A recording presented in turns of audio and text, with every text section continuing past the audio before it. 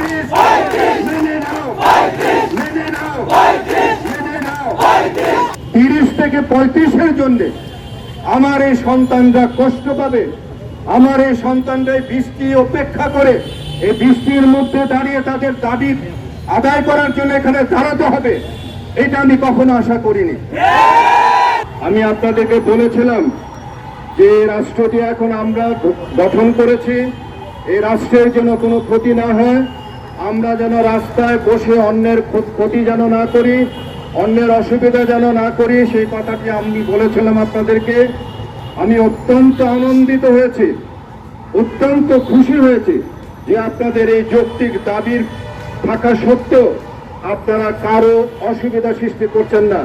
অন্যদের মতো আপনারা রাস্তায় বসে যাননি, আপনারা সুন্দর সুশৃঙ্খল ভাবে আপনাদের দাবির পক্ষে এখানে দাঁড়িয়ে আপনারা কথা বলছেন।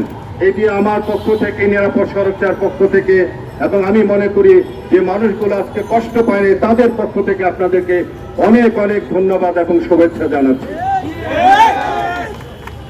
প্রিয় দেশবাসী,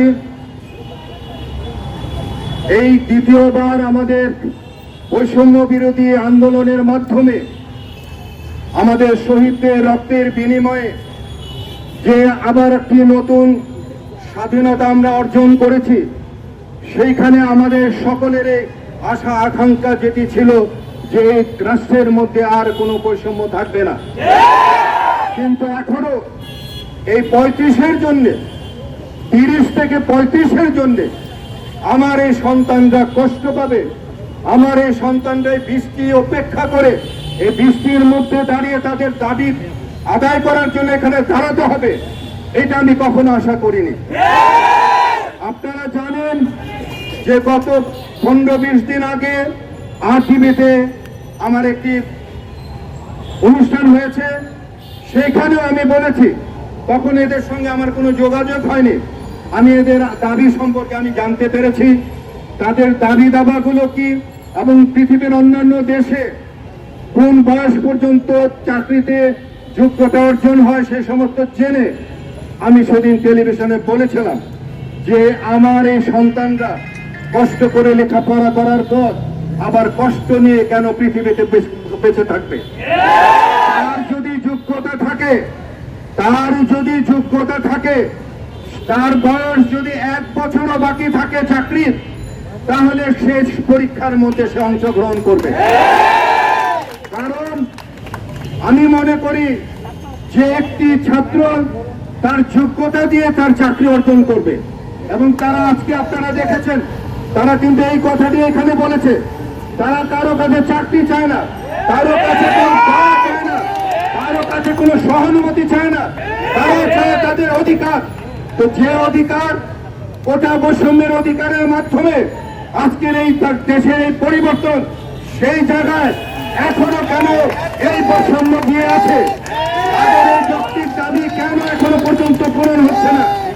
আমি উপদেষ্টা মন্ডলীকে আমি অনুরোধ করব, তারা আজকে যে রাষ্ট্র গঠন করেছে, তারা যে উপদেষ্টা মন্ডলী দিয়ে যে রাষ্ট্র পরিচালনা করছে, তাদের কাছে আমার জোরালো দাবি, আমি এই ছাত্রদের পক্ষে, এই 35-এর পক্ষে আমি জোরালো ভাবে আমি আমার দাবি সপক্ষে আমি আমার কণ্ঠ উচ্চারিত করছি।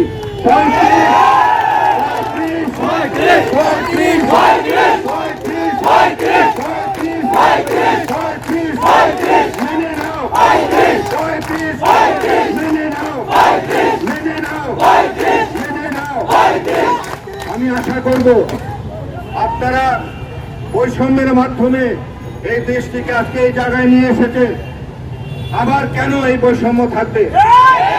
এই বৈষম্য থাকতে পারে না, এবং এটি অত্যন্ত একটি যৌক্তিক দাবি।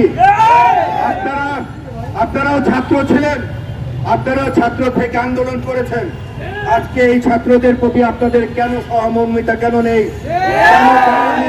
আমি এটি আপনাদের কাছে জানতে চাই।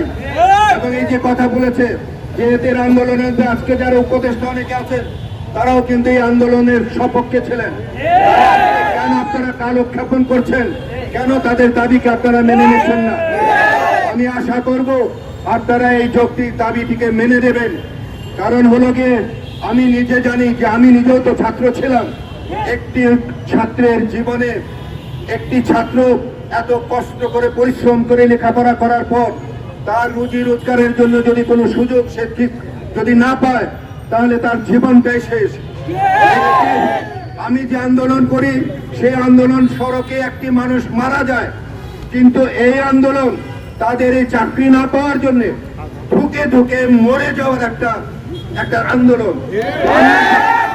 আমরা চাই না, আমি চাই না যে আমাদের সন্তানরা কষ্ট মাধ্যমে দুঃখে দুঃখে তারা মৃত্যুবরণ করুক। আমি চাই তাদের এই যৌক্তিক দাবি 35-এর দাবি আপনারা মেনে নেন। আজকের পর থেকে আমার এই সন্তানরা তারা যেন আর কোন রাস্তার মধ্যে এই 35-এর দাবি নিয়ে না দাঁড়াতে হয়। সকল উপদেষ্টাদের কাছে আজকে যারা রাষ্ট্র পরিচালনা করছেন তাদের কাছে আমি আমার কণ্ঠস্বর উচ্চারিত করে বলছি, 35-কে মেনে নেন। 35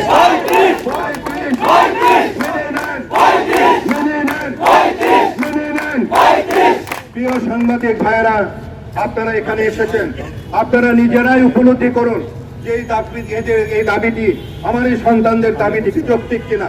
যদি আপনারাও এই দাবিটিকে যৌক্তিক মনে করে থাকেন তাহলে আপনাদের এই সাংবাদিকতার মাধ্যমে সারা দেশবাসীকে জানিয়ে দেন এবং উপদেষ্টাদেরকে জানিয়ে দেন, যারা রাষ্ট্র পরিচালনা করছেন তাদেরকে জানিয়ে দেন যে তারা যেন আজকের দিনের পরে যেন আর এইভাবে এই মেঘ বৃষ্টিতে ভিজে এই দাবির জন্য যেন রাস্তা না দাঁড়াতে হয়। তাদের এই দাবিটি যেন আজকের পরে যেন তাদের দাবিটির পক্ষে যেন কোনো একটা নোটিফিকেশন যেন তারা দেয়। আমি আশা করব আজকে যারা রাষ্ট্র পরিচালনা করছেন তাদের বোধোদয় হবে, তাদের সহানুভূতি হবে, কারণ আপনারাও ছাত্র ছিলেন, এরাও ছাত্র, আপনারা আন্দোলন করেছেন, সেই আন্দোলনের সঙ্গে আমরা সবাই এরা সহ আমরা কিন্তু সেই আন্দোলনে অংশীদার ছিলাম। কাজে এই 35-কে মেনে নিন।